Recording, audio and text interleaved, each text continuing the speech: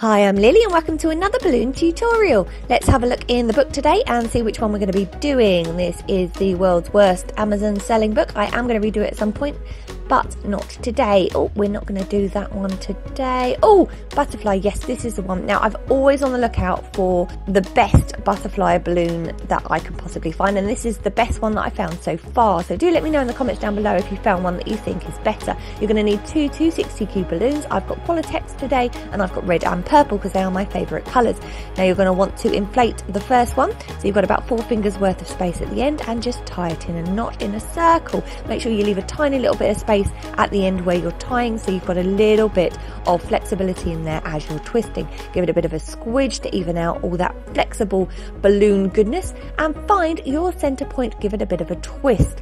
Now what you're going to do is you're going to move your hand down that balloon just to straighten it out a bit so that it doesn't all come untwisted, and you're going to try and find a third of the balloon to twist together. So that's probably going to be around about, definitely there. Yes, that'll do. Now give that a good twist so you've got a third twisted of the balloon and 2/3 the other side. Now you're going to pinch them together and push that 1/3 balloon inside the other one, because what you're going to do is you're going to hold on to either twist. You're going to use all your strength to push those balloons together in the center and twist them right the way down the middle. So you've got the 2 big wings either side and the 2 small wings either side. Twist, twist, twist, twist, twist, twist. Now this is where you're going to definitely want to make sure you've left a little bit of space for flexibility, because when you put the body inside, you're going to need that space. So just put that to one side for now. Doesn't that look brilliant already? We're going to grab our other balloon. I picked purple because I love purple.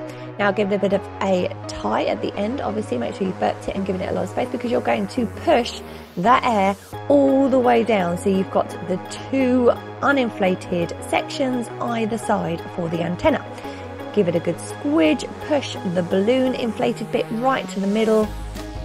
We've got about 2 hands worth of inflated balloon here. Then what you're going to do is you are going to move your balloon pump out the way. You're going to take those 2 dangly bits and tie them in a knot.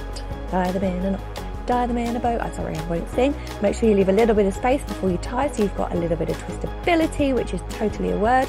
And you've got your 2 dangly bits, which are going to be the antenna. I think that's the word. Find a third of the balloon, which is around about maybe 4 fingers worth on this particular balloon, and pull it out and just twist it together with the dangly bits, or the uninflated bits of balloon, which is probably the technical term, and twist that all together, and you will have a separate butterfly head and a separate butterfly body with the antennas sticking out the neck there, which is beautiful. That's just what you want to have.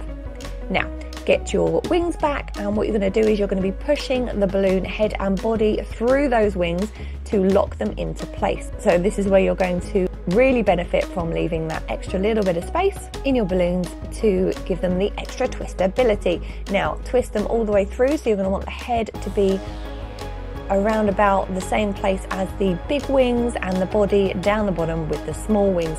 You're going to also readjust it so you've got the antenna coming out the top.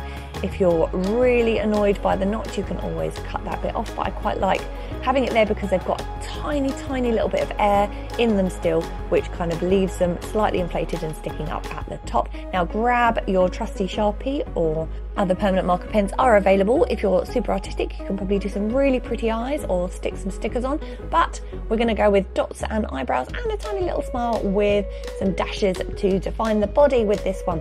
Now you've got your amazing, fantastical balloon butterfly. This is my favourite one so far, but do let me know in the comments down below if you have found a better one. You can attach it to maybe a bunch of flowers or a really long balloon, and kids can run around with them flapping in the air.